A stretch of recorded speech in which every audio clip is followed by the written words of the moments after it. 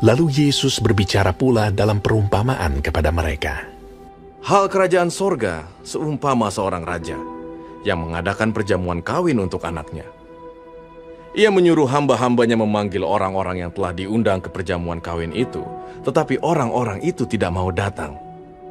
Ia menyuruh pula hamba-hamba lain. Pesannya, katakanlah kepada orang-orang yang diundang itu, sesungguhnya hidangan telah kusediakan, lembu-lembu jantan dan ternak piaraanku telah disembelih, semuanya telah tersedia. Datanglah ke perjamuan kawin ini. Tetapi orang-orang yang diundang itu tidak mengindahkannya. Ada yang pergi ke ladangnya, ada yang pergi mengurus usahanya, dan yang lain menangkap hamba-hambanya itu, menyiksanya dan membunuhnya.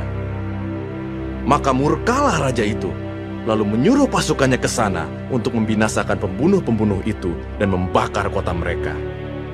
Sesudah itu ia berkata kepada hamba-hambanya, perjamuan kawin telah tersedia, tetapi orang-orang yang diundang tadi tidak layak untuk itu. Sebab itu, pergilah ke persimpangan-persimpangan jalan dan undanglah setiap orang yang kamu jumpai di sana ke perjamuan kawin itu. Maka pergilah hamba-hamba itu, dan mereka mengumpulkan semua orang yang dijumpainya di jalan-jalan, orang-orang jahat dan orang-orang baik, sehingga penuhlah ruangan perjamuan kawin itu dengan tamu. Ketika raja itu masuk untuk bertemu dengan tamu-tamu itu, ia melihat seorang yang tidak berpakaian pesta. Ia berkata kepadanya, "Hai saudara, bagaimana engkau masuk kemari dengan tidak mengenakan pakaian pesta?" Tetapi orang itu diam saja. Lalu kata raja itu kepada hamba-hambanya, "Ikatlah kaki dan tangannya, dan campakkanlah orang itu ke dalam kegelapan yang paling gelap. Di sanalah akan terdapat ratap dan kertak gigi. Sebab banyak yang dipanggil, tetapi sedikit yang dipilih." Kemudian pergilah orang-orang Farisi. Mereka berunding bagaimana mereka dapat menjerat Yesus dengan suatu pertanyaan. Mereka menyuruh murid-murid mereka bersama-sama orang-orang Herodian bertanya kepadanya, "Guru, kami tahu engkau adalah seorang yang jujur, dan dengan jujur mengajar jalan Allah. Dan engkau tidak takut kepada siapapun juga, sebab engkau tidak mencari muka. Katakanlah kepada kami pendapatmu. Apakah diperbolehkan membayar pajak kepada Kaisar, atau tidak?" Tetapi Yesus mengetahui kejahatan hati mereka itu, lalu berkata, "Mengapa kamu mencobai aku, hai orang-orang munafik? Tunjukkanlah kepadaku mata uang untuk pajak itu." Mereka membawa suatu dinar kepadanya. Maka ia bertanya kepada mereka, "Gambar dan tulisan siapakah ini?" Jawab mereka, "Gambar dan tulisan Kaisar." Lalu kata Yesus kepada mereka, "Berikanlah kepada Kaisar apa yang wajib kamu berikan kepada Kaisar, dan kepada Allah apa yang wajib kamu berikan kepada Allah." Mendengar itu, heranlah mereka, dan meninggalkan Yesus, lalu pergi.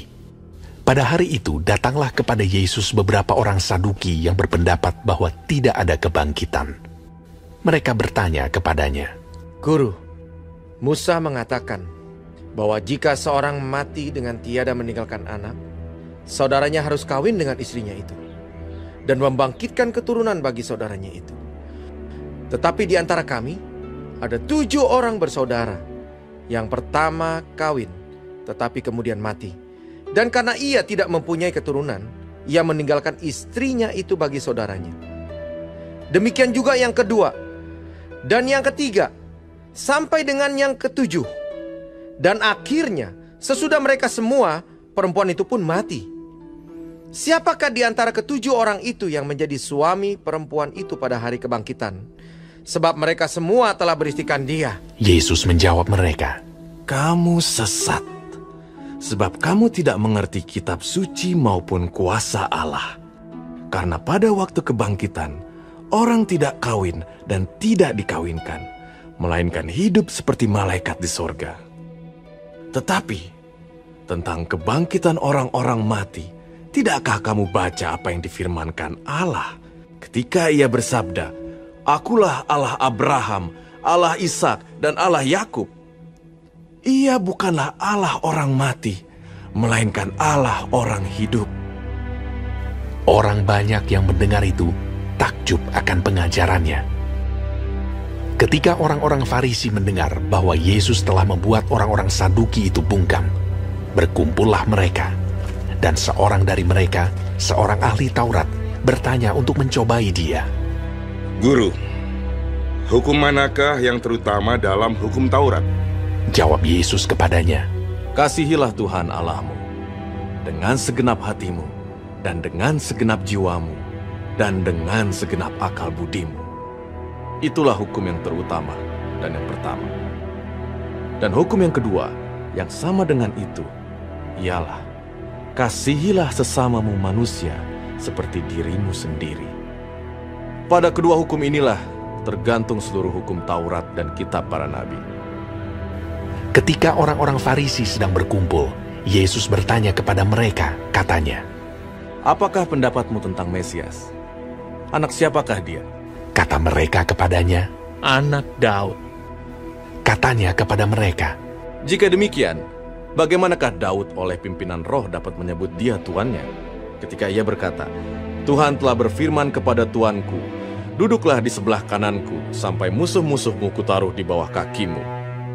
Jadi, jika Daud menyebut dia tuannya, bagaimana mungkin ia anaknya pula? tidak ada seorang pun yang dapat menjawabnya. Dan sejak hari itu, tidak ada seorang pun juga yang berani menanyakan sesuatu kepadanya.